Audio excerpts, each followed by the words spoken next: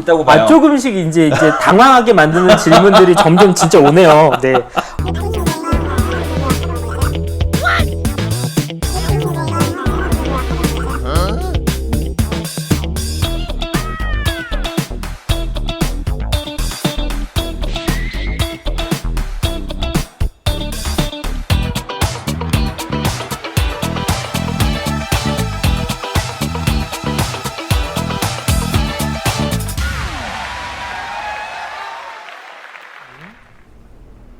좀 오해가 있을 수도 있지만 신부님이 고쳐주세요. 네. 안녕하세요. 집을 이사가게 되었습니다. 집이나 차를 바꾸면은 축성을 받으시는 어르신들을 보았습니다. 네. 축성을 받고 싶은데 축성을 받을 수 있는 기준이 있나요?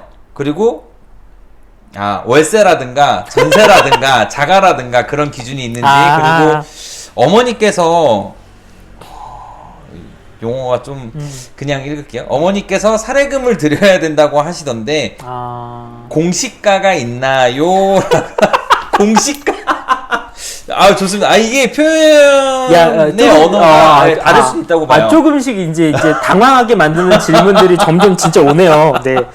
네. 이런 것까지도 다 밝혀야 되는군요. 말씀드리면 일단 용어부터 정리해 드릴게요. 네. 집이나 자동차는 축성하지 않아요. 축복을 받지. 집이나 자동차 축복. 네. 그러니까 축성은 말 그대로 거룩하게 한다는 거잖아요. 축성. 네. 그리고 축복은 복을 비는 거잖아요. 네. 거룩하게 한다는 건 하느님과 관계된 것들에 대해서 뭔가를 기도하거나 좋게 해주십시오 하는 건 축성이라고 해요. 그래서 수녀님, 수사님들은 축성 생활자라고 하잖아요. 오롯하게 그분의 인생을 하느님께 바치는 봉헌 생활을 하기 때문에 축성 생활. 네. 그렇기 때문에 집을 축성한다고 하시면 거기서 사시면 안 돼요. 오로지 하느님을 모시는 성전으로 써야지. 그래서 네. 성전은 축성이라고 하죠. 성당 축성. 축성. 거룩하게 하는 거니까. 네. 그러니까 성물들에 관계된 거는 축성이라고 생각하시면 쉽게 얘기하면 또 디테일하게 들어가면 네네. 조금 달라질 수 있지만 우리 요 시점에서는 하느님과 관계된 것들은 축성. 그럴 때면 십자가, 성물, 묵주 이거는 축성해 주세요가 말이 되지만 네. 자동차 축성해 주세요. 집 축성해 주세요. 이런 건 말이 안 된다. 그거는 일반적인 생활 공간이나 일반적인 물품인데 하느님의 복을 받고 잘 사용하게끔 하느님의 은총을 내려주십시오 하는 거니까 그건 복을 내려주는 거니까 축복. 그래서 자동차와 집은 축복이라고 표현하시는 게 많고 네. 또 뭘 뭔가 기준이 있냐라고 했을 때 전세, 월세, 상관은 없어요. 그냥 공간에 따라 왜냐면 그 축복 개념은 그 물품에 이렇게 막 오로지 그 물품이나 그 대상에만 이렇게 연결된다기보다는 그 물품과 대상을 가지고 소유하고 사용하는 이 신앙인과의 관계성 속에서 같이 피어나는 거라고 생각하시면 좋을 것 같아요. 그러니까 여러분들이 자동차 축복을 받았다. 그래서 제가 자동차 축복할 때 특히 많이 하는 얘기가 뭐냐면 축복식을 다 끝나고 제가 소위 말하면 말씀드리는 게 뭐냐면 여러분들 자동차 축복을 받았다고 해서 여러분들이 과속을 해도 뭐 사고가 안 나거나 사고가 나도 무조건 잘 산다. 이게 아니다. 저는 어떻게 보면 하느님 은총에 은총 만땅을 채워드린 거다. 근데 그럼 은총은 만땅은 채웠어도 기름만 있다고 해서 자동차가 움직이는 게 아니잖아요. 시동 걸고 운전을 하셔야 되는데 그런 개념에서 오늘 새 차를 사셔서 축복을 받으셨는데 자동차 운전하시기 전에 성호경만이라도 긋고 운전을 하실 때 내가 조금이라도 인간적으로는 놓칠 수 있었던 주의사항이었지만 그 자동차 축복한 능력, 은총과 기도의 은총에 힘입어서 그래도 눈에 좀 이렇게 잘 들어오게 돼서 사고가 안 난다든지 정말 불가피하게 남들한테 사고가 났었을 때 용케 안전벨트나 아니면 베어백 같은 게 잘해서 크게 안 다치게 된다라는 이런 개념인 거지.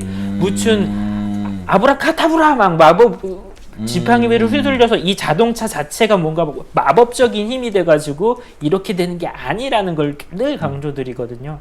그런 점에서 월세가 됐건 전세가 됐건 자가가 됐건 이 집 안에다가 이 집 자체를 우리가 아브라카타브라 한 게 아니잖아요. 네네네.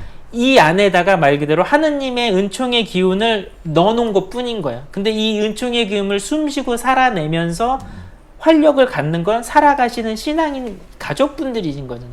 그렇기 때문에 이 가족 안에서 같이 기도를 한 번이라도 더 하고 그랬을 때 그 효과가 배가가 된다는 거지, 이 축복의 힘 자체만으로 뭔가가 이루어질 거라고 생각하시면 안 된다.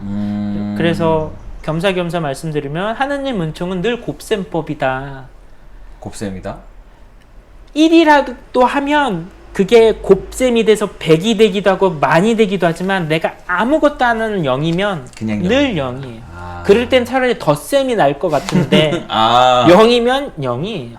0 곱하기 0은 0. 0 곱하기 10억도 0이에요. 그렇네. 그런 점에서 1이라도 하셔라. 그게 그야말로 시동 거시기 전에 성호라도 그으면서 진짜 마음 진정되면 속도 좀 줄이시겠죠.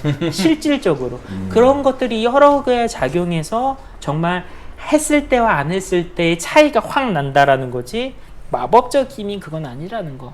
그런 점에서 사례금 개념도 사례금이라고 표현하신 것도 잘못된 거예요. 그치, 감사 예물이라고 하는데 그건 신부한테 드리는 게 아니라, 저희 본당도 알기로는 사무실에서 모아서 올리기도 하고 그러시기도 하고 기부금으로 빼시기도 하는데, 감사 예물은 이렇게 해주셨으니 하느님 감사합니다라는 표현을 해야 되겠는데, 옛날 같으면 다른 방식으로 감사를 표현할 방법들이 있었어요. 네네. 말 그대로 내가 모았던 걷어들였던 현물을 갖다 낼 수도 있고, 내가 이렇게 하느님 도움을 받았으니까 내가 누군가를 도와주는 거를 하시기도 하시고.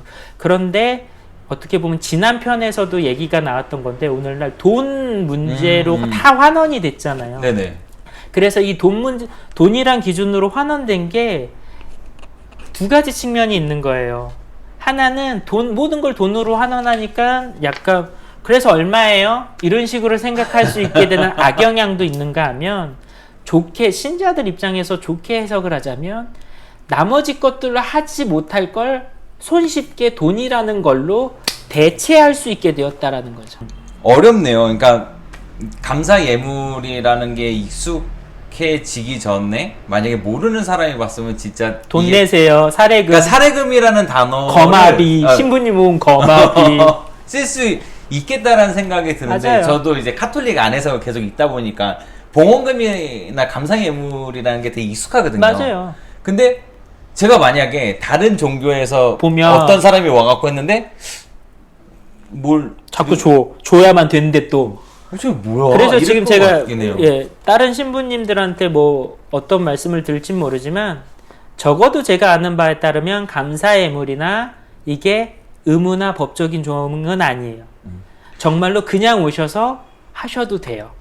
그렇기 때문에 아까 물어보셨던 공시지가가 있냐? 없어요. 여러분들이 하느님께 감사하다는 걸 표현하는 방법일 뿐인 거예요. 그리고 꼭 돈이 아니어도 나는 다른 방법으로 표현할 겁니다. 그렇게 하시면 된다. 감사 예물이라는 개념이 제가 군대에 있을 때 이런 적이 있었거든요. 제가 훈련소에 있을 때 생미사라고 하나는 그렇게 이름이 불리는 친구들이 너무 부럽더라고요. 근데 어떻게 아셨는지, 이렇게 가족분들이 생미사를 넣으셨는지 훈련병들을 위해서 이렇게 해주시더라고요. 근데 이제 제가 뭐 자대 배치를 받았는데 친구가 그 훈련소에 간다라는 얘기를 듣고 생리사를 넣어주고 싶은 거예요. 그래갖고 이제 휴가 나왔을 때 그 성당에 전화를 해서, 그러니까 생리사를 한 번도 넣어본 적이 없으니까 뭐 넣으려고 해요. 근데 어떻게 해야 되냐라고 했을 때 그때 안내를 좀 해주시긴 하더라고요. 그래서 보통 생리사 할 때 감사 예물을 좀 합니다. 그래갖고 이제 제가 군인 신분이기도 하고 제가 군인이기도 하고 뭐 얼마나 어떻게 내야 되나요? 근데 그냥 본인이 있는 대로 하셔도 된다. 뭐 단돈 1,000원, 5,000원이라도 그냥 해주시면 돼요. 라고 이렇게 말씀을 해주시더라고요. 근데 저는 그때 그때 10,000원인가? 어쨌든 저한테 있어서는, 그러니까 그게 그렇게 부담되진 않았을 텐데, 이게 만약에 예전의 사연처럼 좀 앞뒤가 달라지고 가격이 막 정해진 것처럼 만약에 응대를 해주셨다라면은 보통 생리사 하시는데 다른 분들은 한 10만 원씩 하시는데 이렇게 하면은 제가 막 이렇게 됐을 것 같다라는 생각이 들어요. 돈 얘기는 언제나 좀 조심스럽긴 하네요. 그러니까 조심스럽기 때문에 한 번은 조금 진짜 깊게 디테일하게 한번 다 끄집어내서 얘기 나눌 필요도 있는 것 같아요. 그러니까 서로 어려운 얘기니까 그러니까 덮어놓기만 하면서 다 자기식대로만 생각하면 똑같은 얘기를 하고 있으면서 각자 다른 얘기를 하고 있을 것 같은데 오히려 그러면 그럴수록 오해는 더 깊어질 수 있거든요. 그런 점에서 감사 예물은 하느님께 표현하는 본인의 감사함의 표현일 뿐인 거다. 말 그대로. 다른 식으로 충분히 표현하셔도 된다. 다만 오늘날에는 현금으로 돈으로 표현하는 게 너무나 일상화되고 그게 어떤 면에서는 신자분들한테도 편한 거기 때문에 그런 것들이 제시되는 거지 이게 어떤 의무가 되거나 정해져 있는 건 분명히 아니라는 거죠. 그리고 하느님에 대한 감사는 어떻게 강요할 수 있는 건 아니에요. 네, 그리고 본인이 뭔가가 절실한 마음이 있어서 오셔서 뭔가를 하시고 혹은 장난 삼아서라도 했다는 건 말 그대로 본인이 하느님과의 관계에서 풀어나갈 일이기 때문에 거기에 대해서는 조금 확실하게 하셨으면 좋겠다. 언제나 하느님과 나의 관계의 문제다. 그 돈이 뭐 누군가한테 이 성당 개별 성당 안에 불을 쌓거나 개별 더 나아가서 개별 신부나 혹은 수녀님한테 들어가는 어떤 돈 개념 표현하신 대로 사례긴 개념은 절대 아니라는 거를 기억해 주셨으면 좋을 것 같아요. 무엇인가의 기준이 이제 단위가 계속 화폐가 편하다 보니까 뭐 이런 편하면서 오해가 생기고 또 오해를 강조하다 보면 그것만큼 또 편한 게 없고 그런 게 좀 생기네요. 네. 자, 마지막으로 가벼운 질문 하나 드리고 마무리를 네. 지을까 하는데요. 신부님, 불만사항은 아닌데 궁금한 게 있어서요. 저희 본당에는 수녀님들이 미사에 오시는데 수녀님은 왜 봉헌금을 안 내시나요? 아 계속 끝까지 돈 내고 이게 궁금할 수 있을 것 같아요. 괜찮아요. 왜냐면 아까 말했잖아요. 주일마다 하는 봉헌은 그 한 주간 동안에 하느님께 감사함을 나눠서 봉헌하는 거잖아요. 네네. 근데 수녀님들은 삶 자체가 봉헌 생활자잖아요. 그렇죠. 삶 자체가 봉헌이시라서 굳이 또 다른 봉헌금을 안 내셔도 되는 거예요. 마찬가지로 그래서 방금 전 거랑 이어지네 또 자연스럽게 일부러 짠 것도 아닌데 본인이 일주일 동안 나는 하느님 뜻대로 뭔가 봉헌을 했다면 시간이든 뭐든 진심으로 했다면 봉헌금 안 내셔도 누가 뭐라 그럴 사람 아무도 없어요. 진짜로. 제발 그 돈이라는 것 때문에 그러니까 그 돈이라는 것 때문에 너무 뭐랄까 쪼들리시지도 않으셨으면 좋겠고 너무 이렇게 발끈도 안 하시면 좋겠고 너무 또 그렇다고 뭐라 그래야 되지 편하지 않으시면 좋겠다. 핵심은 봉헌 그 자체에 좀 집중하시면 좋을 것 같아요. 봉헌. 봉헌. 어쨌든 그러니까 계속 신부님이랑 말씀 나누다 보면 그러니까 인간적으로 사회에서의 만들어진 무엇인가 인간들만의 대체품, 약속 대체품. 이런 것들이 눈에 가려서 정말 핵심. 나랑 하느님의 관계나 이런 것들이 조금. 기준이 안 되고 인간적인 관계에서 막 껴다 맞추고 막 논리의 단어에 맞추다 보니까 오히려 오해가 생기고 마음 상하고 그런 부분들이 있을 것 같아요. 맞아요. 그러니까 봉헌금이 아니라 봉헌이라는 개념을 치면 수녀님 다른 이름 자체가 봉헌 생활자예요. 봉헌 자체이신데 뭘 또 봉헌해? 삶이 걸음 하나하나 말마디 하나하나가 봉헌이셔야 되는 분들인데. 네. 그런 그렇게 못 사셨다면 그건 말 그대로 그 수녀님이랑 하느님 사이에서 이제 뭐 불벼락이 내리시던 해결하실 거지만 그냥 개념상으로 봤을 때는 삶 자체가 봉헌이신 분이라서 특별히 교회에서는 그분들한테 봉헌금이나 이런 의무가 면제가 되는 거죠. 그리고 제가 듣기로 수도자라고 부르시는 수사님이나 수녀님은 어느 정도 되시면 또 뭐 재산 포기 막 이런 마지막 종신서원 하실 때 청빈서원을 하세요. 청빈서원이라고 청빈서원은 개인의 재산은 아무것도 갖지 않겠습니다라는 서원이에요. 그 모든 재산은 수도원의 공동 재산으로 귀속되는 거죠. 그분의 개인 재산이 조금이라도 있었다면 유산 받을 것까지 다.